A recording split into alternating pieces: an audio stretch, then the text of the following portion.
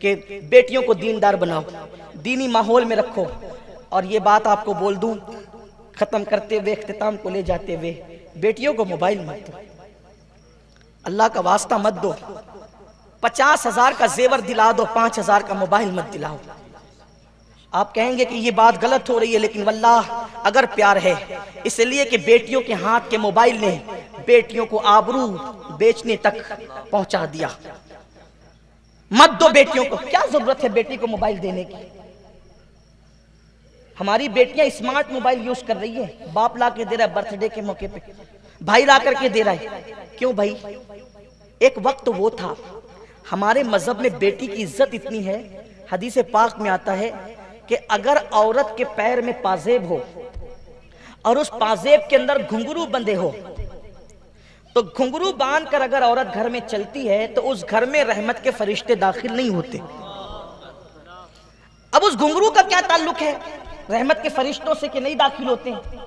اس لیے کہ عورت جب پازیب باندھ کر، پازیب میں گھنگرو باندھ کر گھر میں چلتی ہے تو لوگوں کو پتا چلتا ہے کہ کوئی عورت چل رہی ہے، کوئی عورت چل رہی ہے۔ اتنی بھی بات اسلام نے گوارا نہیں فرمائی۔ عورت مکمل عورت ہے، اور عورت کہتے ہیں چھپانے کی چیز کو، اسے چھپاؤ، چھپانے کی چیز ہے۔ جب تک عورت چھپی رہے گی اس کی آبرو محفوظ رہے گی۔ اور میں تو اپنی بہنوں سے کہتا ہوں، کوئی تم سے موبائل واپس لے لے اس سے پہلے اپنی آبرو کی خاطر تم خود موبائل سے اپنا رشتہ توڑ لو۔ اگر آبرو خطرے میں پڑ جائے، جملے پہ توجہ کرنا، آبرو خطرے میں پڑ جائے تو اسلام سب سے اچھی جگہ جسے مسجد کہتا ہے، عورت کو مسجد سے روک دیتا ہے۔ آبرو کی حفاظت کے لیے جب عورت کو مسجد سے روکا جا سکتا ہے، عورت تو آبرو کی حفاظت کے لیے عورت کو موبائل سے نہیں روکا جا سکتا۔ منع کرو، روکو، لے لو اپنی بیٹیوں سے، سمجھا منع کر۔ اور بیٹیاں اگر سنے تو ان سے کہتا ہوں آبرو پیاری ہے، چھوڑ دو موبائل، اس لیے کہ مس کال دینے والا کس نیت سے دیتا ہے وہ تو وہی جانتا ہے۔ کچھ لڑکے ہوتے ہی ایسے ہیں، آپ کو پتا ہوگا، ہم سے زیادہ آپ لوگ جانتے ہیں دنیا کے معاملات۔ لڑکے بیٹھ کر کے زبردستی نمبر لگاتے ہیں کہ کہیں تو تیر لگے گا، کہیں تو شکار لگے گا، اور پھر اس کے بعد جو کچھ ہوتا ہے وہ ہے سب۔ دوسری بات، بیٹیوں کو پردے کی پابندی کرواؤ۔ جب تک کہ پردہ تھا، پردہ، اس وقت تک کہ کبھی بیٹی کسی کے ساتھ بھاگتی نہیں تھی۔ ہمارے یہاں پردے کا تقدس کیا ہے؟ چچا کے بھائی، چچا کے بیٹے کے ساتھ پردہ، یعنی چچا زاد بھائی کے ساتھ پردہ، پھوپھی زاد بھائی کے ساتھ پردہ، ماموں زاد بھائی کے ساتھ پردہ، سوچو دیور کے ساتھ پردہ، جیٹ کے ساتھ پردہ۔ یہ پردے کا مزاج۔ اور جس گھر میں عورتوں کو پردہ نہیں کروایا جاتا، میرے آقا فرماتے جنت کے اوپر لکھا ہوا ہے کہ جنت دیوسوں کے لیے حرام ہے۔ جنت کے دروازے پہ لکھا ہے جنت دیوسوں کے لیے حرام ہے۔ حضور فرماتے ہیں جس گھر کی عورتیں پردہ نہیں کرتی، مرد پردہ نہیں کرواتے، وہ مرد دیوس ہے۔ دیوس، نہ ان کی نمازیں قبول ہے نہ ان کی دعائیں قبول ہے۔ اگر ہماری گھر کی عورتیں آدھی آستین کے کپڑے پہن کر گھوم رہی ہے، آپ تہجد پڑھتے رہیے، کوئی فائدہ نہیں ہے۔ آپ داڑھی بڑی کر لیجئے، کوئی فائدہ نہیں ہے آپ کو۔ پردہ پردہ ہے۔ جب چچا زاد بھائی سے پردہ ہے تو پڑوسی کے ساتھ بے پردگی کیسی؟ کالج کے دوستوں کے ساتھ بے پردگی کیسی؟ لوگ کہتے ہیں نہیں نہیں مولانا، پردہ تو ہماری آنکھوں میں ہونا چاہیے۔ کچھ عورتیں بہت ہوشیار بھی ہے نا، میری بہنیں کہتی ہیں مولانا آنکھوں میں پردہ چاہیے۔ چہرے پہ پردہ ڈال کے کیا ہے؟ میں کہتا ہوں میری بہن تیری آنکھوں میں پردہ ہے، سامنے والے کی آنکھ پہ کس نے پردہ ڈالا؟ ہمارا مزاج تو یہ ہے ہمارے مذہب کا کہ ایک صحابی جو نابینا تھے، حضور علیہ السلام نے ازواج پاک سے فرمایا پردہ کرو۔ ام المومنین نے کہا کس سے؟ کہا ان سے کرو۔ کہا حضور یہ نابینا ہے۔ آقا فرماتے یہ نابینا ہے، تم تو نابینا نہیں ہو۔ یہ مزاج ہے، یہ تقدس ہے۔ جب تک یہ تقدس باقی رہا، یہ تقدس جب تک باقی رہا، ہماری بیٹیاں کبھی کسی کے ساتھ نہیں بھاگی، اپنوں میں کسی کے ساتھ نہیں بھاگی، غیر کے ساتھ بھاگنے کی ضرورت ہی نہیں ہے۔ پردہ جب تک رہا، پردہ گیا، حیا گئی، موبائل آ گیا، انٹرنیٹ فیس بک پہ بیٹیاں بیٹھنے لگی، پھر کیا ہوگا؟ آگی تو لگے گی۔ پھر باپ کو چار چار آنسوؤں سے رونا پڑ رہا ہے۔ بیٹی پر توجہ نہیں کرتے، بیٹی پر توجہ نہیں کرتے، اور جب وہ آبرو بیچ دیتی ہے تو پھر کہتے ہو سب لٹ گیا، سب تباہ ہو گیا، سب برباد ہو گیا۔ بات بہت دور نکلی ہے، لیکن بیٹی کی آبرو کی بات آئی ہے، میں اپنے ذوق کے مطابق ایک بات پیش کرتا ہوں، اگر اجازت ہو تو کم۔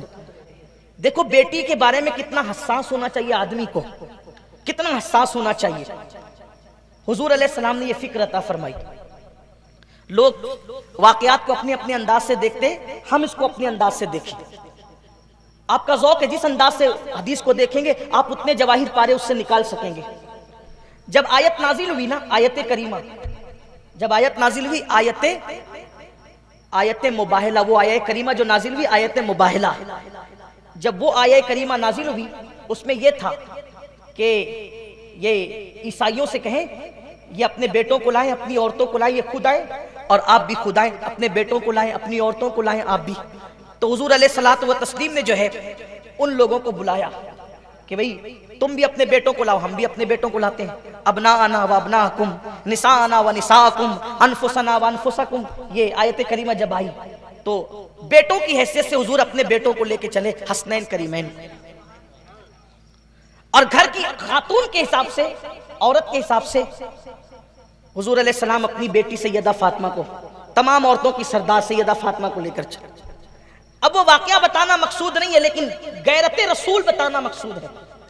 ہمارے بعض بزرگوں نے اس قافلے کو جو دین کی حمایت کے لیے پنجتن پاک پر مشتمل نکلا تھا، حضور تھے، علی پاک تھے، حسنین کریمین تھے، سیدہ فاطمہ تھی، یہ 5 نفوس جب اس قافلے کے لیے نکلے تو امام حسین گودی میں تھے، امام حسن انگلی پکڑے ہوئے تھے، سیدہ فاطمہ الزہرا حضور کے پیچھے چل رہی تھی، ان کے پیچھے مولا علی چل رہے تھے۔ اس طرح اس ترتیب سے قافلہ چل رہا تھا، اور کس شان سے چل رہا تھا؟ حضور قدم رکھ کے اٹھاتے تو حضور کے قدم کے اٹھانے کے بعد اسی جگہ پہ سیدہ اپنا قدم رکھتی، اور جب سیدہ فاطمہ اپنا قدم اٹھاتی تو مولا کائنات ان کے قدم پر اپنا قدم رکھتے۔ عاشق دیکھنے والا نتیجہ کیا نکالتا ہے؟ عاشق کہتا ہے غیرت مصطفیٰ تو دیکھو، حضور اپنی بیٹی کو اجنبی زمین پہ لے جا رہے ہیں تو حضور علیہ السلام نے زمین کے اور فاطمہ کے قدم کے درمیان اپنے قدم کو پردے کی حیثیت دے دی ہے، اپنے قدم کو پردے کی حیثیت دے دی ہے۔ اور جب سیدہ نے بابا کے قدم پہ قدم رکھا تو فاطمہ کے نقش قدم پر کسی اجنبی مرد کا پیر نہ پڑ جائے۔ علی سے کہا فاطمہ کے نقش قدم پر علی اپنا قدم رکھ کے نقش پائے فاطمہ بھی مٹا دو، تاکہ فاطمہ کے نقش قدم کو بھی کوئی پامال نہ کر سکے۔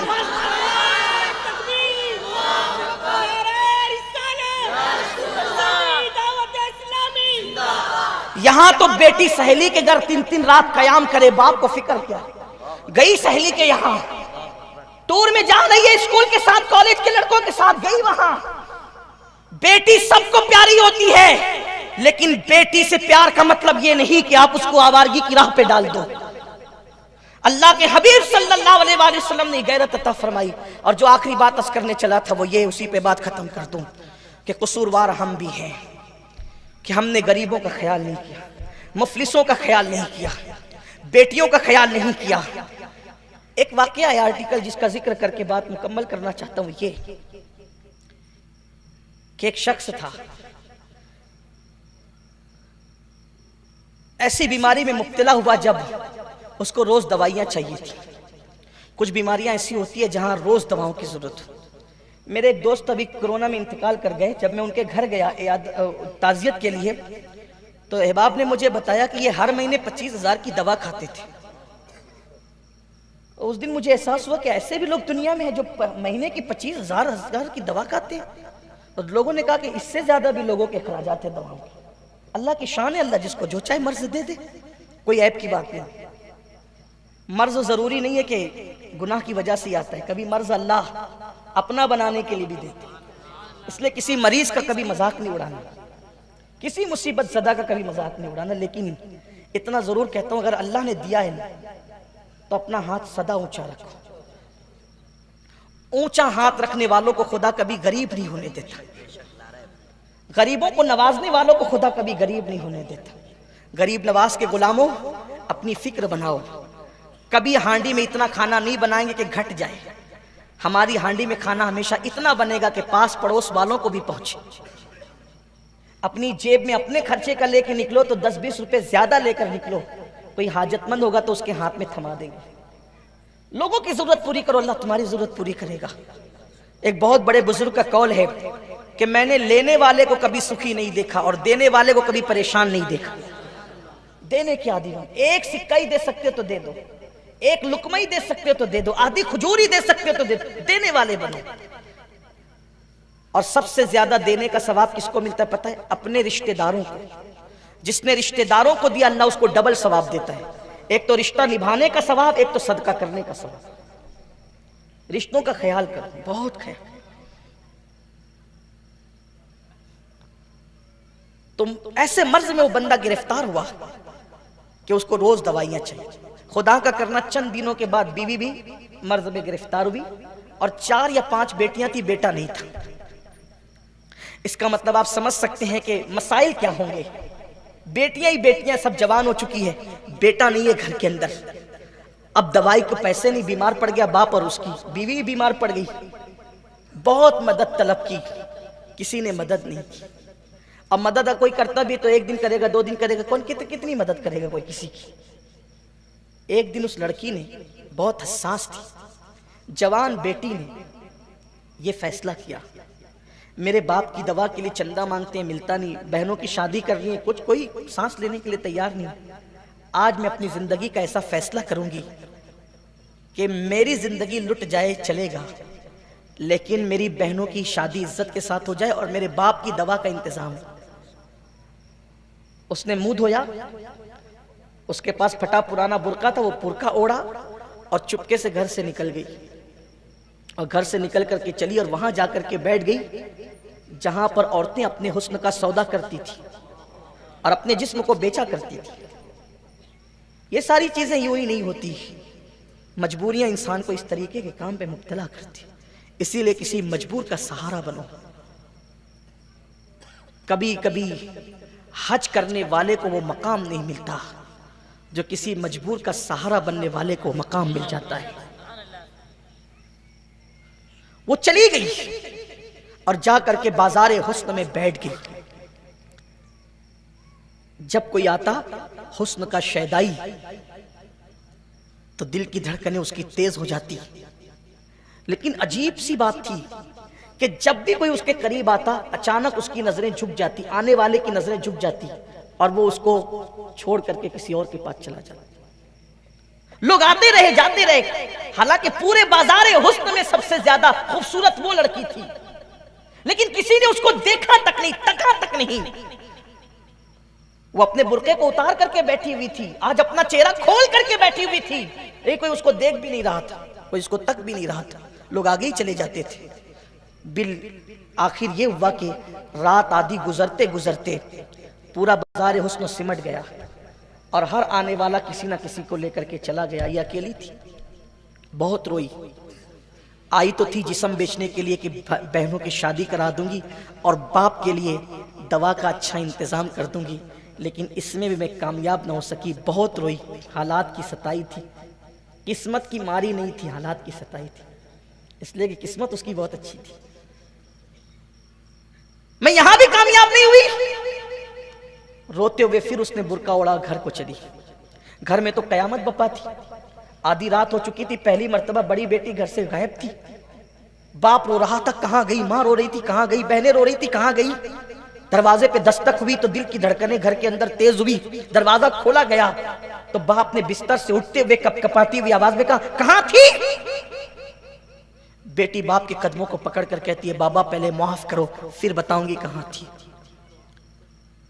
باپ کی آنکھوں میں خون اتر ہے، کہا کہاں تھی لیکن یہ تو بتا. کہا بابا گئی تھی بہت غلط کام کرنے کے لیے، بظاہر ناکام لیکن حقیقت میں کامیاب لوٹی. کہا کیا ہوا؟ کہا کہ آپ کی دوا کے لیے پیسے نہیں، بہنوں کی شادی کے لیے پیسے نہیں، تو میں نے سوچا تھا کہ اپنا جسم بیچ دوں گی، پیسے کما کر باپ کا علاج کراؤں گی، بہنوں کی شادی کر دوں گی. لیکن بابا اللہ کی قسم تیری بیٹی آدھی رات تک بیٹھی رہی، مگر جو آتا اس کی نظریں خدا جانے کیسے جھک جاتی اور وہ میرے قریب سے گزر کر کے چلا جاتا، کسی نے مجھے دیکھا بھی نہیں. اس کے باپ نے اپنی بیٹی کو سینے سے لگاتے ہوئے کہا بیٹی اللہ کی عزت کی قسم تو ایک رات بیٹھی تھی، اگر پوری زندگی کی رات بھی تو وہاں بیٹھتی تو انشاءاللہ تجھے کوئی کبھی نہیں دیکھتا. اس کی وجہ یہ ہے کہ مجھے اپنے نبی کے فرمان پہ یقین ہے کہ میرے نبی نے فرمایا کما تدین تدان، تم جیسا کرو گے تمہارے ساتھ ویسا ہی کیا جائے گا۔ تیرے باپ نے کبھی کسی عورت کو پاپ کی نظر سے نہیں دیکھا، جب تیرے باپ نے کسی کو پاپ کی نظر سے نہیں دیکھا تو میری بیٹیوں کوئی پاپ کی نظر سے کیسے دیکھ سکتا ہے؟ میری بیٹی تجھے کوئی کچھ نہیں کر سکتا تھا، مجھے یقین ہے، لیکن یہاں یہ بات میں کہنا چاہتا ہوں، اس طرح کی کتنی بیٹیاں ہوگی ہے نا جو اپنی آبرو کو بیچ رہی ہوگی، کتنی بیٹیاں ہوگی۔ اور قیامت کے دن جب ہم جیسے لوگوں سے پوچھا جائے گا کہ تم لوگ